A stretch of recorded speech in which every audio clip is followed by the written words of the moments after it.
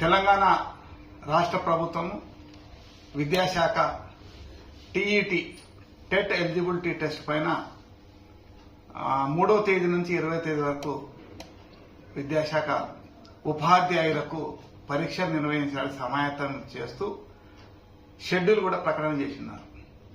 సాధారణంగా teacher eligibility test అంటే ఎవరైతే టీచర్ నియామకం కాబడతాడో వానికి టీచర్ ఎలిజిబిలిటీ టెస్ట్.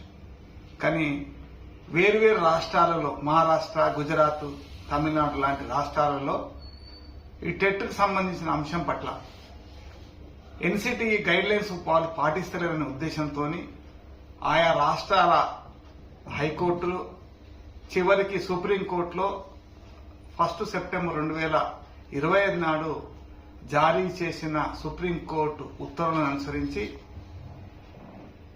ప్రతి ఉపాధ్యాయుడు 2 సంవత్సరంల లోపు టెట్ పరీక్ష ఉత్తీర్ణత కావాలని, లేని పక్షంలో వాళ్ళ యొక్క సర్వీస్ నుంచి తప్పనిసరి రిటైర్మెంట్ చేస్తామని ఆదేశాలు జారీ చేయడం చాలా శోచనీయం. ఒకసారి ఉపాధ్యాయుడు నియామకం అయిపోయిన తర్వాత టీచర్ ఎలిజిబిలిటీ టెస్ట్ అనేది విచిత్రం, ఆ పదానికి అర్థం లేకుండా పోతుంది. ఈ దేశంలో దాదాపు 25 లక్షల మంది ఉపాధ్యాయులు 2010 కన్నా ముందు నియామకం కాబట్టి టెట్ ఉత్తీర్ణత పొందిన ఉపాధ్యాయులు ఉన్నారు.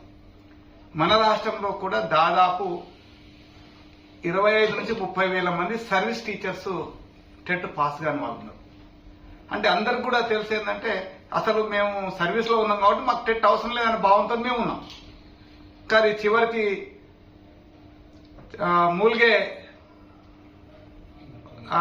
నక్క పైన తాటిపండు పడ్డట్టుగా మా పరిస్థితి.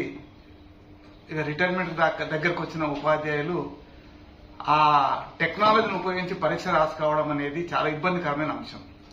మరి రాష్ట్ర ప్రభుత్వం విద్యాశాఖ నుంచి రాష్ట్ర ముఖ్యమంత్రి గారు కూడా సుప్రీంకోర్టులో టెట్ పైన రివ్యూ పిటిషన్ వేసినారు. కాబట్టి రాష్ట్ర ప్రభుత్వానికి కృతజ్ఞత తెలియజేస్తున్నాం.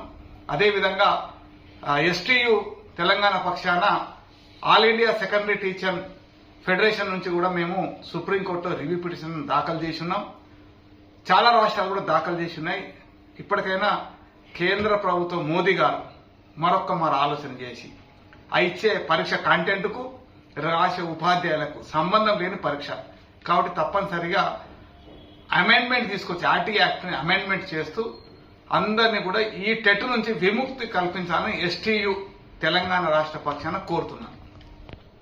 టీచర్ ఎలిజిబిలిటీ టెస్ట్ టెట్ ఈరోజు దేశవ్యాప్తంగా ముఖ్యంగా తెలంగాణ రాష్ట్రంలో ఒక హాట్ సబ్జెక్ట్ గా మారింది.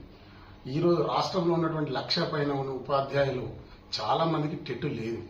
మరి ఇప్పుడు ఈ జనవరి 3 తారీఖు నుంచి నిర్వహిస్తున్నటువంటి టెట్ పరీక్షకు హాజరవుతున్నారు.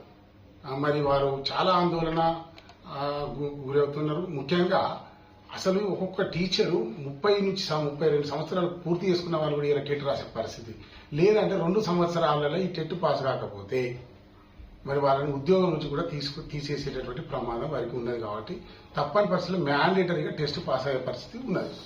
మరి ఇది అందరికీ మెయిన్ గా దీని యొక్క బ్యాక్గ్రౌండ్ తీసుకున్నట్లయితే దేశం లోపల ఈ ఏదైతే 6 నుంచి 14 సంవత్సరాల వయసు ఉన్నటువంటి పిల్లలు ఎవరైతే ఉన్నారో వాళ్ళందరికీ ఉచితంగా మరి అందరి కంపల్సరీ ఎడ్యుకేషన్ యాక్ట్ అనేది రైట్ టు ఎడ్యుకేషన్ యాక్ట్ అనేది వచ్చింది. ఈ యాక్ట్ లో టీచర్లకు సంబంధించి సెక్షన్ 23ని పెట్టి మినిమం క్వాలిఫికేషన్ అన్న వర్డ్స్ ను వాడి మరి అందరు ఉపాధ్యాయులు మినిమం క్వాలిఫికేషన్ అంటే టెట్ అంటే టీచర్ ఎలిజిబిలిటీ టెస్ట్ అనేది ప్రవేశపెట్టడం జరిగింది. దీంతో ఎన్సిటి వాళ్ళు ఏం చేశారు 23 ఆగస్టు 2010లో ఒక నోటిఫికేషన్ ద్వారా ఉపాధ్యాయులందరూ మరి టెట్ పాస్ కావాలి వాళ్ళకి ఉద్యోగాలు ఇస్తారని చెప్పేసి అన్నారు. కానీ రాష్ట్ర ప్రభుత్వము ఆనాడు ఉమ్మడి రాష్ట్రంలో కావచ్చు తెలంగాణ రాష్ట్రం ఏర్పడిన తర్వాత కావచ్చు అంటే 2011లో ఏపీ గవర్నమెంట్ ఇచ్చింది no need of TET for the in service teachers. అట్లనే తెలంగాణ రాష్ట్రం ఏర్పడ్డ కూడా 2015లో కూడా no need of TET for the in service teachers. ఇట్లా 2 జీవోలు ఇచ్చి మరి ఎన్సిటి కూడా మొన్న జరిగినటువంటి పదోన్నతులలో కూడా ఒక క్లారిఫికేషన్ ఇచ్చిండ్రు టెట్ లేకుండా ప్రమోషన్స్ ఇవ్వచ్చు. మరి ఇట్లా 3 రకాల జీవోలు 3 రకాల గైడ్ లైన్స్ ఉన్నప్పుడు మేము ఎక్కడ కూడా టెట్ రాసే అవకాశం అవసరం ఏర్పడలేదు. ప్రభుత్వాలు కూడా ఎన్సిటి కూడా ఎక్కడ ఈ టెట్ రాయమని కూడా చెప్పలేదు. మరి మొన్న ఏదైతే ఒక అమెండ్మెంట్ జీవో ఇచ్చిండ్రో ఆ జీవో మరి సుప్రీంకోర్టు ఇచ్చిన తీర్పుకు అనుగుణంగా మన తెలంగాణ ప్రభుత్వం ఉన్న ఒక జీవో ఇచ్చి అయ్యా మీరందరూ టెట్ రాయాల్సిందే పాస్ కావాల్సిందే అని చెప్పి, లేకపోతే 2 నెలల్లో ఉద్యోగం తీసేస్తాము. మరి ఇలాంటి పరిస్థితులలో ఉపాధ్యాయులు మరి టెట్ రాస్తా ఉన్నారు, సరే ఓకే, కానీ మేము ఇలా కొన్ని ఎస్టీయూ టీఎస్ పక్షాన్ని మేము కొన్ని ప్రభుత్వానికి సూచనలు కూడా మరి ఈ మధ్య చేశాము. ఏంది ఒకసారి సంవత్సరానికి 2 సార్లు పెడుతున్నారు. దయచేసి మనం మినిమం 1 సారి ఉన్నది, ఒకసారి మినిమం ఒకసారి పెట్టాలని ఉన్నది, ఓకే మినిమం ఒకటి, కానీ ప్రభుత్వం అయితే 2 సార్లు పెడుతుంది. మేమేమంటున్నాము 3 సార్లు కానీ 4 సార్లు కానీ వీలైనన్ని సార్లు మరి టెట్ రాష్ట్ర ప్రభుత్వం నిర్వహిస్తే కొంత ఉపాధ్యాయులకు ఊరట కలిగి మరి అందరూ కూడా పాస్ అయ్యే అవకాశం ఏర్పడుతుంది. ఫ్రీక్వెన్సీ ఎక్కువ ఉంటుంది కాబట్టి మరి మనం సంవత్సరంకు 4 క్వార్టర్లీ బేస్ లో టెట్ నిర్వహించాలి. మరి ముఖ్యంగా పార్లమెంట్ లో అమెండ్మెంట్ చేసి మరి విద్యా హక్కు చట్టం లోపల ఏదైతే రూల్ ఉందో 23 రూల్ సబ్ రూల్ 2ను అమెండ్ చేసి మరి టెట్ ను నుంచి ఏదైతే ఈ టెట్ పుట్టినరోజు ఉందో 23 ఆగస్టు 2010 ఏదైతే ఉందో అక్కడికన్నా ముందు ఉపాధ్యాయ నియామకమైన అందరికీ కూడా టెట్ నుంచి మినహాయించాలని ఎస్టీయూటీఎస్ పక్షాన మేము పార్లమెంట్ లో అమెండ్మెంట్ చేయాలని చెప్పేసి డిమాండ్ చేస్తాం. ఈ మధ్యకాలంలో ఒక 6 నెలల నుంచి ప్రభుత్వ ఉపాధ్యాయుల యొక్క మెడపై టెట్ అనే కత్తిని పెట్టి రాష్ట్ర కేంద్ర ప్రభుత్వాలు ఆడుతున్నటువంటి నాటకంలో ప్రభుత్వ ఉపాధ్యాయులు ఎంతో ఇబ్బందులకు గురవుతా ఉన్నారు. మరి 2010కి ముందున్నటువంటి ఉపాధ్యాయులకు మాత్రము వినయం తప్పనిసరిగా ఇవ్వాల్సిన అవసరం ఉంది. ఈనాడు టెట్ అనే పేరుతోనే ఇన్ సర్వీస్ టీచర్లను ప్రమోషన్లు రావు, ఉద్యోగాలు ఊడిపోతాయి అనే ఒక బాధతోనే చాలా మంది ఇబ్బంది పడతా ఉన్నారు. దీని మరి రాష్ట్ర ఉపాధ్యాయ సంఘం ఎస్టీ తరఫున మేము విజ్ఞప్తి చేసేదంటే కేంద్ర రాష్ట్ర ప్రభుత్వాలకు 2010కి ముందు ఉన్నటువంటి ఉపాధ్యాయులకు టెట్ నుంచి మినహాయింపుని ఇవ్వాలి. ఇవాళ మరి సంవత్సరానికి ఒకసారి మాత్రము టెట్ పరీక్ష పెట్టాలనే ఒకటి, రేపు జనవరి 3 నుండి 20 వరకు జరిగే ఈ పరీక్షలలో మరి ఎక్కడో ఒక ప్రతి టెట్ రాసే ఉపాధ్యాయుడు సుమారు 300 కిలోమీటర్ల దూరం పోయి పరీక్ష రాయవలసిన అవసరం ఉంది. దీన్ని నిజానికి టెట్ ఏ కేంద్రాలు ఏర్పాటు చేసినారో అవి లోపభూయిష్టంగా ఉన్నాయి. దాని మీద కూడా మరి సరైన నిర్ణయం తీసుకోవాల్సిన అవసరం రాష్ట్ర ప్రభుత్వానికి ఉంది. అదేవిధంగా మరి టెట్ రాసే ఉపాధ్యాయులు కనీసం ఓడి సౌకర్యం కూడా ఈనాడు ప్రభుత్వం కల్పించకుండా చాలా బాధాకరం. చాలా మంది ఉపాధ్యాయులు చాలా రోజుల నుంచి ఇలా ఉపాధ్యాయుడే విద్యార్థిగా ఉండి ట్యూటోరియల్ కానీ ట్యూషన్లు కానీ చెప్పుకుంటా పోతా ఉన్నాడు. కాబట్టి దీన్ని మరి రాష్ట్ర కేంద్ర ప్రభుత్వాలు సరైన నిర్ణయం తీసుకొని టెట్ను రద్దు చేయడమా, లేకుంటే టెట్ను మరి మినహాయింపు ఇవ్వడమా, లేదంటే మరి దీనికి రాబోయే రోజులలో ఏదైతే ఉపాధ్యాయుల యొక్క సూచనలు సంఘాల యొక్క సూచనలు తీసుకొని ఈ టెట్ పైన సరైన నిర్ణయాలు తీసుకోవాల్సిన అవసరం ఉంది.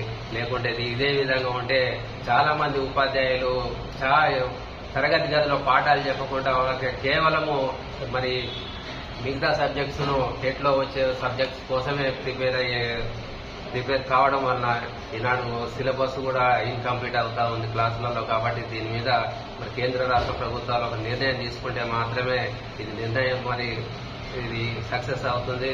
లేకుంటే ఇదే విధంగా కొనసాగితే మాత్రము రాబోయే రోజులలో చాలా ఇబ్బందికరంగా ఉంటుంది. ఇన్ సర్వీస్ టీచర్లు కానీ రాష్ట్ర ఉపాధ్యాయ సంఘం తరఫున మేము విజ్ఞప్తి చేస్తా ఉన్నాము.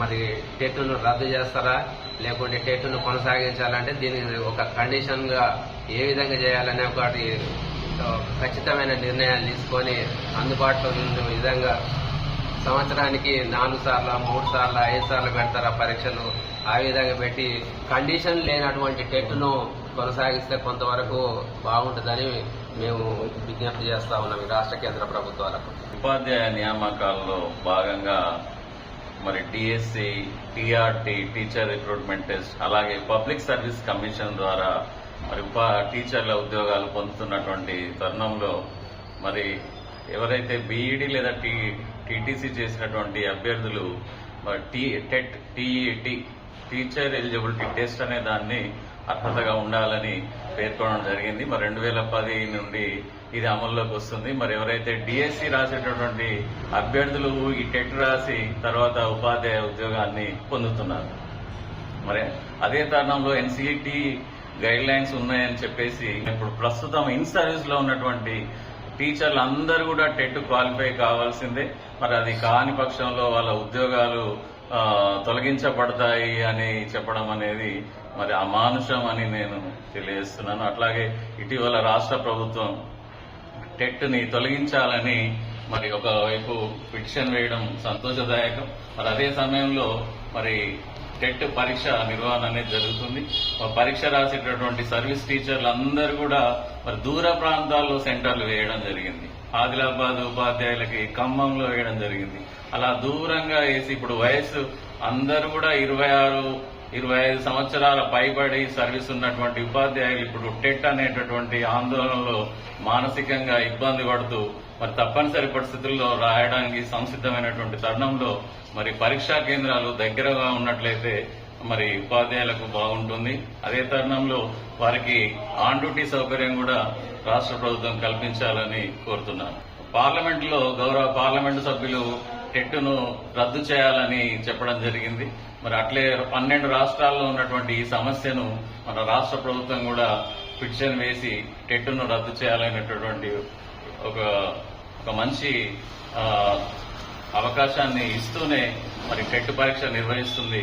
సో ఇట్లా ద్వంద్వ వైఖరి అనేది కూడా మరి ఉపాధ్యాయులు ఆందోళనకు గురి చేస్తుంది అని తెలియజేస్తుంది. మరి 2010 తర్వాత టెట్ ఉండాలని మరి మొన్న ఉపాధ్యాయుల పదోన్నతుల్లో కూడా రాష్ట్ర ప్రభుత్వం అనుకూలంగా ఇచ్చి గైడ్ లైన్స్ ఇచ్చి పదోన్నతులు ప్రమోషన్లు నిర్వహించడం జరిగింది.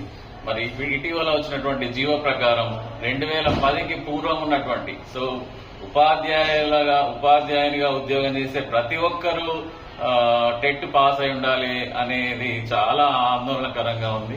మరి వయసు పైభారము మీద పడి రిటైర్మెంట్ కు దగ్గర ఉన్నటువంటి ఉపాధ్యాయులు ఈ టెట్ తప్పనిసరి అని ఒక మానసిక ఆందోళనలో మరి వాళ్ళ అనారోగ్యానికి కూడా పాలయ్యే అవకాశం ఉంది. ఎందుకంటే ఈరోజు మరి ఆర్టీఈలో అనేక నిబంధనలు ఉన్నాయి. ప్రైవేట్ పాఠశాలలో 25% బలహీన వర్గాల పిల్లలకి, బీద పిల్లలకి ఇవ్వాలనేది ఉంది.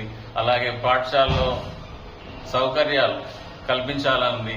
మరి ఏవైతే ఆర్టీఈ యాక్ట్ లో ఉన్నటువంటి అన్ని నిబంధనల్ని పక్కకు వదిలేసి ఈ టెట్ అనే నిబంధన అనేది ఉపాధ్యాయులని ఒక ఇబ్బందుల్లో గురి చేసే విధంగా ఉంది అనే అభిప్రాయం. మరి ఇదే విధంగా టెట్ అనేది మాదిరిగానే మరి ప్రతి ఉద్యోగస్తుని కూడా మరి ఏదో ఒక అర్హత పరీక్ష ఉండాలి.